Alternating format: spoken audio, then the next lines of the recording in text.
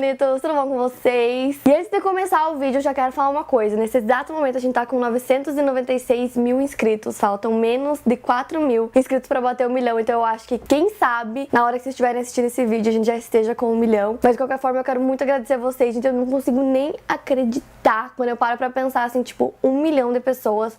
Não dá pra acreditar, é surreal, é louco, é bizarro, que vocês vão falar bizarro igual eu. É surreal pra mim que a gente realmente tenha alcançado 1 milhão de inscritos, quase alcançado, né? E eu quero dizer pra vocês que, óbvio, que eu tô preparando muita coisa legal pra comemorar. Eu já dei alguns spoilers do que eu quero fazer pra comemorar 1 milhão em outros vídeos, então quem viu, viu. Quem não viu vai esperar a surpresa. Mas eu vou preparar muita coisa legal pra vocês, podem ter certeza que vai ter muito conteúdo especial de 1 milhão. Então aguardem que vem muita coisa por aí, isso aqui é só o começo.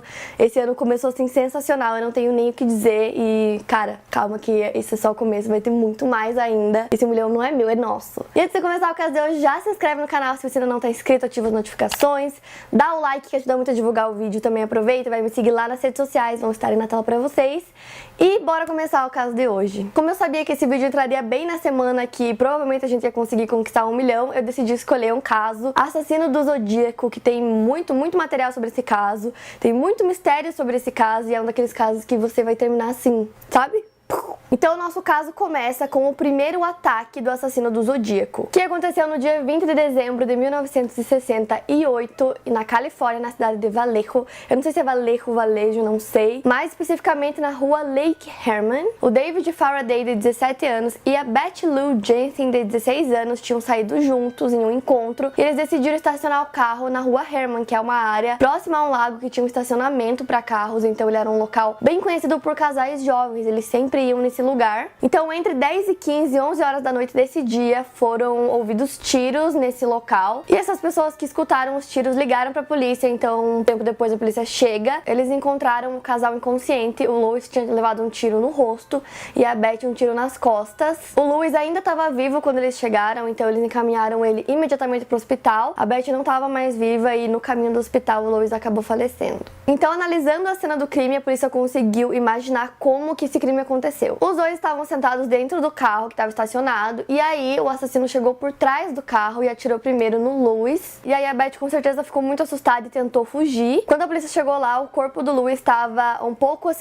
dentro do carro, um pouco fora do carro. Ele estava tentando sair do carro provavelmente na hora. Já o da Beth estava alguns centímetros mais pra frente e pra fora do carro, então ela tentou escapar, mas ela não conseguiu. Vallejo era uma cidade extremamente tranquila, essas coisas não aconteciam lá, então todo mundo ficou em pânico, com medo de quem era essa pessoa, por que essa pessoa fez isso. O segundo crime aconteceu no dia 4 de julho de 1969. Também Vallejo foi num parque que se chama Blue Rock Spring Park. Esse local, inclusive, fica a poucos minutos de onde aconteceu o primeiro crime. E por volta de meia-noite o assassino chegou nesse local, tinha um casal lá e ele fez exatamente a mesma coisa. Esse casal era o Michael Manjou, de 19 anos, e a Darlene Ferrin, de 22 anos. Então o assassino chegou perto deles, atirou, se afastou e depois voltou e atirou mais uma vez em cada um deles. A polícia foi chamada imediatamente quando testemunhas ouviram os tiros naquela região. A ambulância chegou no local junto com a polícia em poucos minutos. O casal ainda estava vivo, mas só o Michael sobreviveu. O Michael descreveu o assassino como um homem branco, entre 26 a 30 anos de idade, cabelo castanho claro cacheado, com um rosto gordo e grande. Então na descrição dele, o que ele mais dizia é que esse homem era muito grande. Uma hora depois que esse crime aconteceu, a polícia recebeu uma ligação de um homem dizendo que ele era o assassino desse crime e do crime anterior. A polícia conseguiu rastrear essa ligação e eles descobriram que havia sido feita de um orelhão que ficava a poucos quilômetros da delegacia de polícia, mas não conseguiram rastrear quem era essa pessoa. E na cena dos dois crimes não tinha absolutamente nada, não tinha DNA, não tinha evidência, não tinha rastro, não tinha nada. Então a polícia não tinha nem por onde começar a investigação e eles decidiram arquivar esses dois casos. Até que no dia 1º de agosto de 1969, vocês notaram que é tudo no mesmo ano, 3 jornais locais receberam a mesma carta e nessa carta dizia que era para ser entregue diretamente ao editor de cada um desses jornais. E nessa carta tinha detalhes dos dois crimes, então a única pessoa que poderia saber desses detalhes era a polícia e o próprio assassino. Então o assassino descreveu várias coisas para poder provar que realmente era ele. E todas as cartas foram assinadas com um símbolo que era um círculo com um X no meio. Essa marca mais tarde ficou conhecida como a marca do assassino do Zodíaco, porém até então ele era conhecido apenas como o assassino de Vallejo, que era a cidade onde tudo aconteceu. Eles não procuravam o assassino do Zodíaco porque isso nem havia sido citado até então. E nessas cartas, uma delas era normal, escrita em inglês, então eles conseguiam ler normalmente, e a outra carta era um enigma.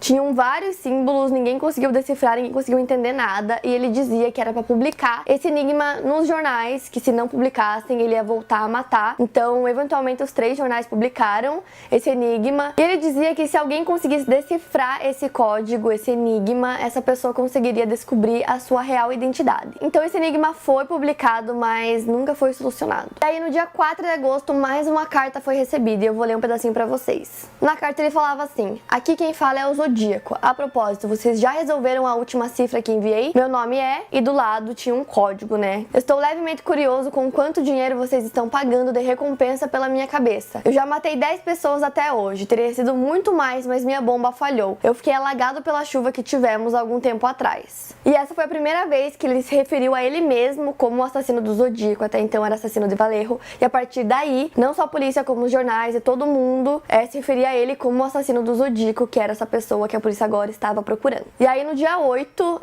um casal de professores universitários conseguiram decifrar um pouco dessa carta, um pouco do enigma que ele mandou. E tudo isso aconteceu em poucos dias de diferença. E a parte que eles conseguiram decifrar dizia: eu gosto de matar porque é divertido. O homem é o animal mais perigoso. A melhor parte é que quando eu morrer, eu vou renascer no paraíso e aqueles que matei serão meus escravos. Eu não vou revelar meu nome porque vocês tentarão fazer com que eu pare de coletar escravos para a vida após a morte. Isso foi apenas uma parte do enigma que eles conseguiram decifrar, que dá pra ver que a pessoa é louca, né? Não faz sentido nenhum. Mas o restante eles não conseguiram decifrar e até hoje ninguém conseguiu. E aí no dia 27 de outubro de 1969, no mesmo ano, o assassino do Zodíaco ataca novamente. O próximo crime aconteceu no lago Berryessa, que fica em Napa, na Califórnia. Então lá nesse lago estavam Cecilia Shepard, de 22 anos, e Brian Hartnell, de 20. Eles estavam fazendo um piquenique nesse lago, quando a Cecilia viu um homem usando uma máscara que cobria o seu rosto, e na roupa dele tinha o símbolo do assassino do Zodíaco. Ele se aproximou do casal, ele tinha uma arma e uma faca. Ele conseguiu amarrar os dois, esfaqueou eles várias vezes e depois foi embora. Quando encontraram eles, o casal foi levado para o hospital. Só o Brian sobreviveu, ele levou 6 facadas e conseguiu sobreviver. No mesmo dia, na cena do crime, encontraram um bilhete ao lado do carro do Brian com todas as datas dos assassinatos que o assassino do Zodíaco tinha cometido até então. Logo depois, ele cometeu outro crime, dessa vez em São Francisco. Um pouco antes das 10 da manhã, um motorista de táxi chamado Paul Stine foi baleado pelo passageiro que ele estava levando. Então, uma testemunha que estava bem próxima ao local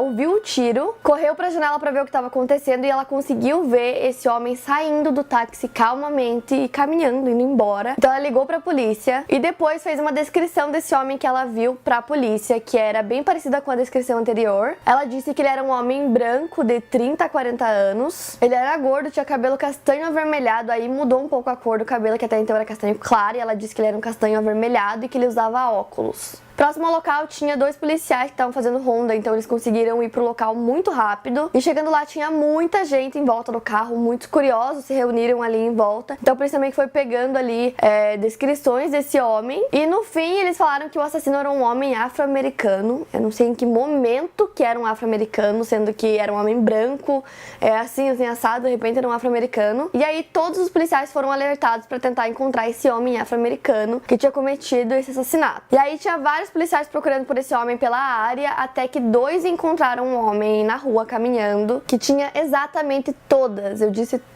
as características que a testemunha lá da casa falou pra polícia quando fez a ligação. Era exatamente nas características que ela disse, mas como a polícia tinha sido informada pra procurar um homem afro-americano, eles simplesmente continuaram indo, nem pararam, não fizeram nada, porque não era o que eles estavam procurando. E o assassino do Zodíaco sempre mandava cartas ou pro jornal ou pra polícia, e em uma dessas cartas ele revelou que era realmente ele nesse dia e que a polícia simplesmente passou do lado dele e nem viu. Ou seja, nesse dia, se a polícia tivesse pegado as características certas para a pessoa que eles deviam estar procurando, eles teriam pego ele, mas não pegaram. Depois que isso aconteceu, a polícia decidiu fazer um retrato falado do assassino do Zodíaco, então chamaram testemunhas e o sobrevivente ao ataque para poder fazer esse retrato do assassino. Agora ele era o assassino mais procurado do país e tinha esse retrato dele por todo lado. E aí nesse último crime que ele cometeu lá no táxi, foi encontrado encontrado uma digital com sangue dentro do táxi. Porém, essa digital, ele mesmo disse que ele colocou lá, que ele tava colocando várias pistas falsas pra levar a polícia pra outra coisa, tipo, pra outro lado, que não iam nem passar perto dele. Então ele disse que ele mesmo colocou essa pista lá e que era falsa. Nessa mesma carta que ele falou isso, que foi inclusive mandada no dia seguinte desse crime, ele disse que ele era o assassino do taxista e dos outros 2 crimes. Ele também mandou um pedaço de tecido com sangue junto e ele disse que agora o alvo dele era crianças. Porque ele disse que seria divertido matar crianças conforme elas fossem descendo do ônibus escolar, ele ia matar uma por uma. E nessa mesma carta ele enviou tipo um desenho de uma bomba, que ele disse que ele tava fazendo uma bomba pra poder explodir ônibus escolares e o restante ele ia sair matando a tiro. As pessoas já estavam com muito medo, mas quando isso aconteceu foi assim, pânico geral. Ninguém tava se sentindo seguro e agora ele tava dizendo que ia matar crianças, o que era muito pior. Então a polícia começou a ficar na entrada e saída das escolas pra poder proteger as crianças. Helicópteros ficavam seguindo os ônibus pela cidade pra ver se aconteceu alguma coisa, estava tudo bem. Todas as cidades próximas onde aconteceram os crimes, todos os policiais estavam em alerta, eles sabiam das características desse assassino, então todo mundo estava à procura dele. Então a essa altura a única coisa que a polícia sabia sobre o assassino é que ele era extremamente inteligente, que ele adorava atenção, ele adorava ver as pessoas desesperadas e com medo, ele adorava ver as pessoas tentando decifrar os enigmas dele e ninguém conseguia. Então pra ele tudo isso era extremamente divertido, era realmente o que ele queria. Pra ele era apenas um jogo que ele estava sempre ganhando e a polícia sempre estava atrás. E a prova disso que ele adorava tanto essa atenção é que em uma dessas cartas ele disse que ele exigia que as pessoas começassem a usar o seu símbolo do zodíaco na rua, que ele queria ver as pessoas usando isso na rua. Falava que queria que as pessoas usassem bottoms com o símbolo, óbvio que ninguém nunca usou. Os ataques que ele disse que ia fazer em escolas, em ônibus com as crianças, por sorte, felizmente, nunca aconteceram. E aí, prosseguindo com o caso, no dia 22 de março de 1970, uma mulher chamada Kathleen John estava dirigindo com a sua filha no carro. Sua filha era bem novinha, não consegui achar exatamente a idade que a filha dela tinha, mas era bem novinha mesmo, tipo, sei lá, 1, 2 aninhos de idade ali no máximo. E a Kathleen também tava grávida e ela tava dirigindo por São Francisco. E aí na estrada um carro veio próximo a ela e fez sinal pra ela encostar, pra ela parar o carro, então ela encostou. E desse carro, né, desceu um homem e foi falar pra ela que um dos pneus do carro dela tava solto. Se ofereceu pra ajudar, pra arrumar, então ela disse que ele podia fazer isso. Enquanto ela esperava, esse homem na verdade soltou um dos pneus e aí ele falou pra ela tentar ligar o carro da partida. Obviamente o pneu caiu do carro e ele disse que esse pneu estava estragado, mas que ele podia dar carona pra ela e pra filha dela, que ele podia levar ela pra onde ela precisasse ir. E como ela achava que realmente o carro estava estragado, ela acabou aceitando a carona. E aí um tempo depois ele olha pra ela e fala que ela vai ser a próxima. Então estavam só os dois dentro do carro e ele começou a ameaçar ela ficou horrorizada, ficou com medo, mas ela tava ali presa com ele no carro, não tinha muito o que fazer. E aí depois de cerca de 1 hora que ele já tava dirigindo, ele foi fazer uma curva e nessa curva ele diminuiu bastante a velocidade do carro. Kathleen pegou a filha dela, se jogou do carro, conseguiu sair do carro. Nessa estrada que eles estavam tinha tipo um campo assim de plantação, uma plantação não sei do que era, mas era alta, então ela correu pra essa plantação, se escondeu lá no meio. Ele parou o carro, foi atrás dela, disse que não ia fazer nada pra ela não ter medo, que ele não ia mais machucar ela, mas ela ficou lá quietinha em silêncio pra que ele não encontrasse ela. Nisso outros carros começaram a passar e começaram a achar estranho aquele homem com uma lanterna na mão tentando encontrar alguma coisa naquela plantação, e quando ele percebeu isso, ele entrou no carro e foi embora. Só depois que ela percebeu que ele havia ido embora, ela pegou a filha dela, saiu lá da plantação, foi até a delegacia pra poder reportar pra polícia tudo que tinha acabado de acontecer. E aí, lá na delegacia, tinha um retrato falado, né, do assassino do Zodíaco lá pendurado, e ela viu e apontou na hora e disse pro policial que ela tinha certeza absoluta que era a mesma pessoa. Pouco tempo depois disso, chega mais uma carta aos jornais. Nessa carta, o assassino disse que ele não tava feliz porque ninguém tava usando os bottoms com o símbolo dele, que era uma exigência dele, ninguém tava usando. E ele disse que agora ele tinha uma lista de pessoas que ele iria matar, e nessa lista a Kathleen tava lá, ela e o bebê dela. Então ele dizia que deu uma carona pra ela, mas que no fim não deu certo, e que depois ele voltou pra onde tava o carro dela, colocou fogo no carro dela, e que agora ele iria atrás dela. E durante esse ano, 1970, o assassino do Zodíaco mandou várias cartas pros jornais, pra polícia, várias cartas, até que ele parou e só voltou a mandar mais uma carta em 1974. E nessa última carta dele, ele citava o filme O Exorcista, dizia que ele tinha achado um filme super engraçado, por que que ele citou isso, não sei, né? A pessoa louca vai saber. E no fim da carta ele dizia eu 37, polícia 0, que a polícia entendeu como que ele dizia que ele matou 37 pessoas e que a polícia tava na estaca 0, porque não tava nem perto de conseguir descobrir quem era ele. E essa foi a última carta que ele mandou. De todas as cartas que ele mandou pra polícia, a única evidência que eles conseguiram tirar dessas cartas foi saliva, que ele tinha usado pra fechar um dos envelopes, e foi a única coisa que eles conseguiram, e ainda assim era muito pouco. Tipo assim, não era suficiente pra conseguir apontar exatamente de quem pertencia aquele DNA, então era muito pouco, mas ele era suficiente pra conseguir eliminar possíveis suspeitos. Então agora a gente entra nas teorias de quem poderia ser o assassino do Zodíaco. A primeira teoria e a mais famosa delas é do cartunista político do jornal The Chronicle, Robert Graysmith, que acredita que o assassino é Arthur Leigh Allen. Robert ficou obcecado por essa história e ficou obcecado em tentar encontrar o assassino do Zodíaco. Depois de uma década de investigação e pesquisa, ele publicou um livro intitulado Zodíaco e depois publicou mais um livro com o nome Zodíaco Desmascarado. Um dos livros virou até best-seller e ambos os livros falavam que o assassino era esse Arthur. A primeira é que no dia daquele crime que aconteceu no lago, o Arthur tinha falado para a família dele que ele iria nesse mesmo lago porque ele queria mergulhar, exatamente o mesmo local que aconteceu esse crime. Horas depois ele volta pra casa com sangue na roupa dele, também tinha uma faca no carro dele que também tava com sangue. E no crime que aconteceu no lago, o casal foi atacado por o quê?